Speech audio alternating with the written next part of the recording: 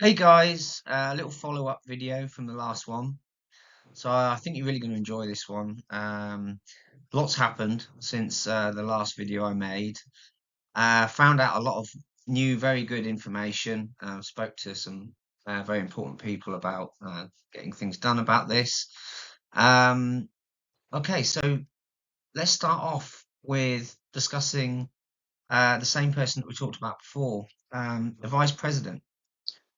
So, what do we know now? Well, the vice president, who goes by the name of Peggy Allen, Miss Peggy Allen, isn't actually Miss Peggy Allen at all. Um, she's a known and wanted criminal called Natalie Arneth.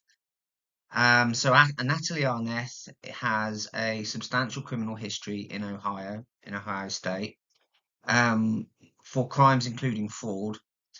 Um, Obviously, when I was offered the job to work for Washington University, um, I was contacted by Peggy Allen, or Miss Peggy Allen, Vice President, um, who is Natalie Arneth. So I was contacted by somebody who is not who they are pretending to be, which in itself is a crime. Um, so Natalie Arneth, also known as Peggy Allen, how I came to find out about her and her criminal background is Mr. Sudar, who is the president of the school. He has a substantial history, as I mentioned before. He's been sued several times in courts, including courts in Belize. Um, and you can have a look at the cases that he's been subject to. Um, you can have a look at the links. I'll send you the links so you can have a look and see the cases that he's been involved in. I mean, they're all fraud-related cases and cases in relation to, to money. Um, and in this particular case, so this was a case, claim number 616 in 2008 in Belize, in the Supreme Court of Belize. And you can read the case. Now, the interesting part about this case is this part here. So if we look, and I'm going to highlight this for you as well, so you can just kind of see the bit. Um, so here it says there are also allegations of dealings by the first and second respondents with the third respondent assets without the knowledge of the applicant.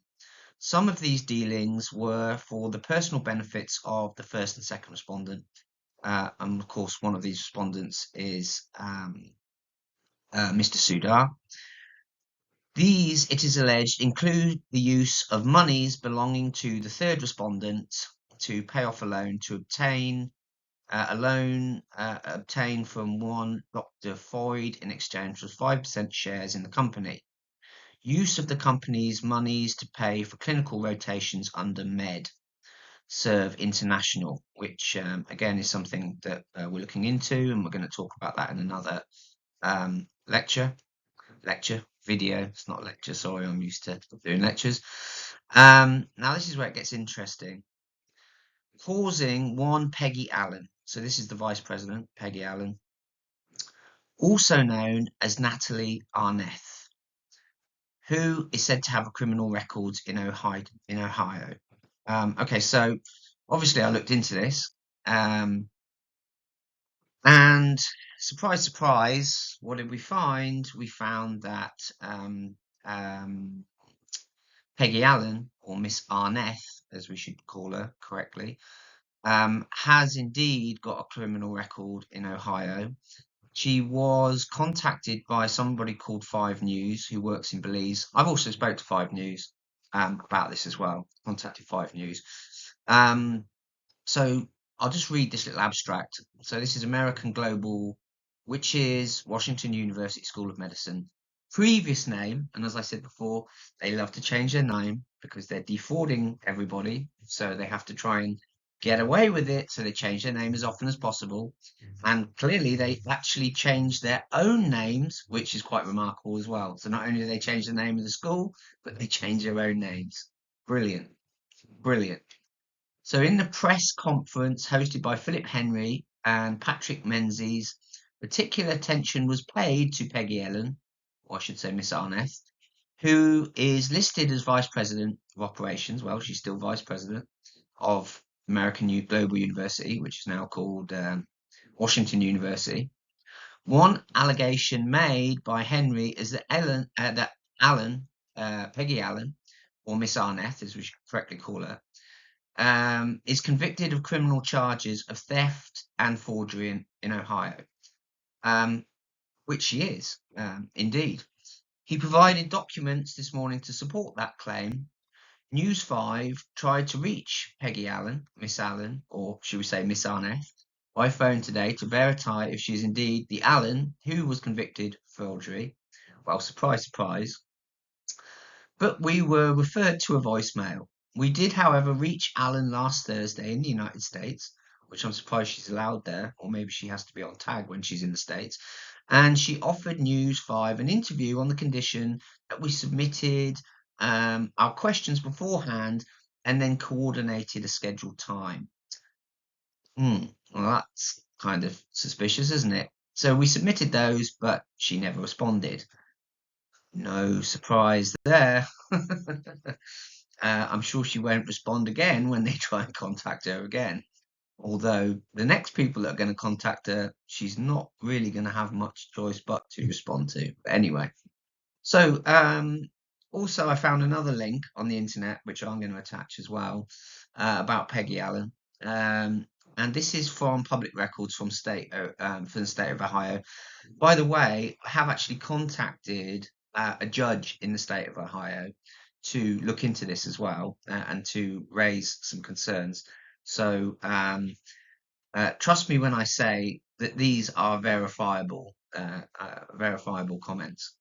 According to the public records from the state of Ohio, Peggy Allen, or Miss Arneth of Global University, which again is another name for their university, was arrested on the 7th to the 15th, 2005 for criminal charges of receiving stolen property.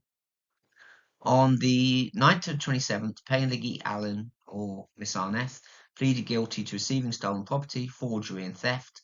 She was sentenced to 2 years of community control for drug and alcohol treatment. She was required to maintain full-time employment with zero tolerance for drugs and alcohol. She was sentenced to continued counselling and to pay just over £8,000 to her victim. So she's also violated her probation, etc., etc. She filed for a motion to travel out of the country for business-related activities on probation. Well, guess where that business was? And she was authorised to travel to Belize on business or on about the dates of July 25th. And there she resides to continue on her criminal activity. So anyway, guys, making this follow up just because I wanted to show you the depth of immorality, the depth of criminality that we can get in some of these Caribbean medical schools. There are others out there which do similar things. But without doubt, like I said before, this is without doubt the worst case I've seen. If you're a student now, I repeat what I said before. Get your money back. You can sue the school. You can contact the Federal Trade Commission. You are entitled to pursue this. You have the law behind you. Share this information. This is for you. This is to protect you. This is to stop you from becoming a victim to these perpetrators of these scams. And it's to put an end to degree mills. It's to put an end to false advertising, promising a dream, promising you the dream of getting your MD from a school which has multiple names run by known criminals. Okay, so it's not going to happen, is it? The ECFMG, KMHP, they're closing these schools down. 2024, which we're just about to go into next year, is going to be a revelation. It's going to be a time where these schools will be washed away. And if something's not done about it, so will your money. So we need to act to make sure that you get your money back and these criminals are prosecuted and dealt with appropriately by the right institutions. I'm going to add some links to these videos. Again, like I said before, you can contact me. Please share these videos. I share them as well.